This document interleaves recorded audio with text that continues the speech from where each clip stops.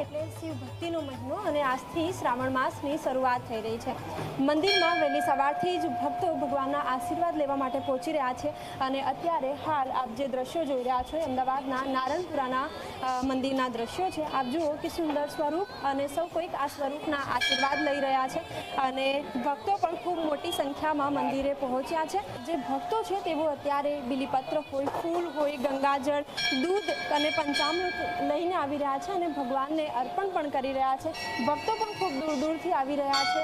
આપ જોઈ શકો છો પોતાના ઘરની સુખ શાંતિની હોય કે પછી આખા દેશની જે સમૃદ્ધિ છે, બરકત છે, એ આવી જ રીતે જળવાયેલી રહે તે પ્રકારની પ્રાર્થના સૌ કોઈ ભક્તો આ ભગવાનને કરી રહ્યા છે અને ભક્તો જેઓ દૂર દૂરથી આવી રહ્યા છે તેમની સાથે પણ વાતચીત કરીશું। અમને પૂછીશું, આપ જણાવો, શંકર ભગવાન બીલીપત્રથી ખૂબ રાજી થતા હોય છે, આપ એ જ લઈને આવ્યા છો ભગવાનને અર્પણ કરવા, શું કહેશો?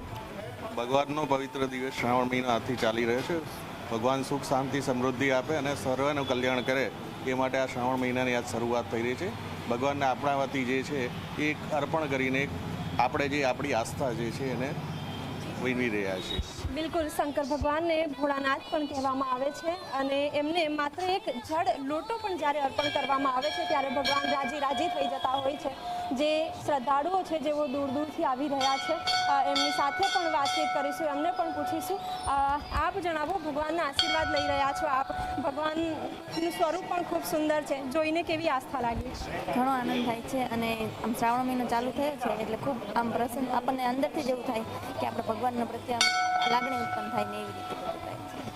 બિલકુલ, આજથી જે પવિત્ર મહિનાની શરૂઆત થઈ છે, સૌ શ્રદ્ધાળુઓ જે છે આખા મહિના દરમિયાન ભગવાનને આશીર્વાદ મેળવશે, ભગવાનની પૂજા કરશે અને આજથી શ્રાવણ મહિનો શરૂ થઈ ગયો છે।